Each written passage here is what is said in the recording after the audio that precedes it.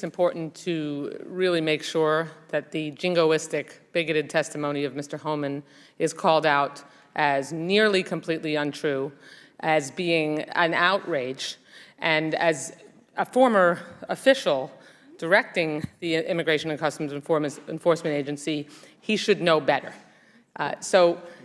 Making Chairman, sure that I am... Mr. Chairman... No, this is my 5 minutes. Well, what did I say was inaccurate? Excuse me. Okay, I'm not asking a question. Okay, or- the gentlelady is recognized for 5 minutes. The hearing room crackled with tension. A House Democrat, voice shaking with indignation, accused Tom Homan of misleading Congress. Homan, unyielding, met the accusations head-on. The issue? Immigration. The Democrat, citing statistics and expert analysis, argued that Homan's testimony painted a distorted picture of the situation at the border. He accused Homan of fear-mongering, of using inflammatory language to advance a restrictive agenda. Homan, a man who has built a career on his hardline stance on immigration, was not one to back down. He defended his testimony, his voice booming through the room. He spoke of his years of experience, his intimate knowledge of the border, and the very real dangers faced by Americans. The Democrat countered, accusing Homan of cherry-picking data and ignoring the human cost of harsh immigration policies. The exchange grew increasingly heated, a microcosm of the larger immigration debate raging across the nation. The clash between the House Democrat and Tom Homan was more than just a difference of opinion. It was a stark illustration of the deep partisan divide that has come to define American politics. On one side, a call for compassion, for a humane approach to immigration reform. On the other, a demand for security, for a tightening of borders and a crackdown on illegal immigration.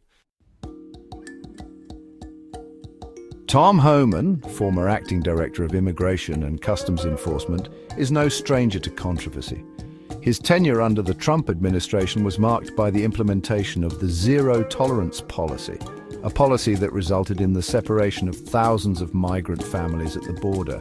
Homan, a staunch defender of the policy, argued that it was necessary to deter illegal immigration. He maintained that the separations were a regrettable but necessary consequence of enforcing the law. The House Democrat, however, saw it differently. He accused Homan of heartlessness, of prioritizing political expediency over the well-being of children. He pointed to the trauma inflicted upon separated families, the lasting psychological scars left by the policy. Homan, unmoved, countered that the Democrats' focus on compassion ignored the very real threats posed by illegal immigration. He spoke of drug trafficking, human trafficking, and the potential for terrorists to exploit weaknesses in border security. Homan's supporters, many of whom view him as a hero, a man who is not afraid to speak uncomfortable truths, applauded his defiance. His detractors, however, saw his testimony as further evidence of his callous disregard for the plight of immigrants. They pointed to his history of inflammatory rhetoric, his use of terms like invasion and animals to describe undocumented immigrants. The exchange, far from providing clarity, only served to deepen the existing divisions. The hearing room grew increasingly tense as the exchange between the House Democrat and Tom Homan escalated. Accusations flew back and forth like daggers. The Democrat accused Homan of being out of touch with reality, of living in a world of fear and paranoia. Homan, his voice rising in anger, shot back, accusing the Democrat of being soft on crime, of putting the interests of illegal immigrants above the safety of American citizens. The Democrat, visibly shaken by Homan's attack, refused to back down. He pointed to Homan's record at ICE, accusing him of presiding over an agency that had become synonymous with cruelty and dysfunction. He cited cases of abuse and neglect within detention centers, of families torn apart and deported to dangerous countries.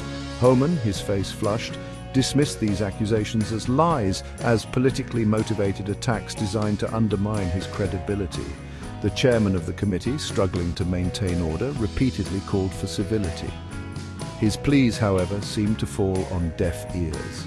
The exchange between the House Democrat and Tom Homan had become a microcosm of the larger political climate, a toxic brew of anger, resentment, and distrust. The heated exchange between the House Democrat and Tom Homan is a stark reminder of the deep divisions that exist within American society. Immigration, once a topic that could be discussed with at least a modicum of civility, has become a political football, a wedge issue used to score points and demonize opponents. The debate is no longer about finding common ground, about crafting policies that are both compassionate and effective. It is about winning, about imposing one's worldview on the other. This winner-take-all approach has had a corrosive effect on American politics. It has led to gridlock, to an inability to address pressing issues in a meaningful way. The immigration debate in particular has become a symbol of this dysfunction. Both sides talk past each other, each convinced of their own righteousness. The result is a stalemate, a situation where neither side is willing to compromise and the status quo remains firmly in place. The question now is whether this cycle of division and dysfunction can be broken. Can Americans find a way to talk to each other, to listen to each other, and to find common ground on this most divisive of issues? The answer, unfortunately, is far from clear. The stakes are high, the emotions are raw, and the political will to find a solution seems to be lacking. Until these fundamental challenges are addressed, the immigration debate and the deep divisions it represents will continue to plague American society.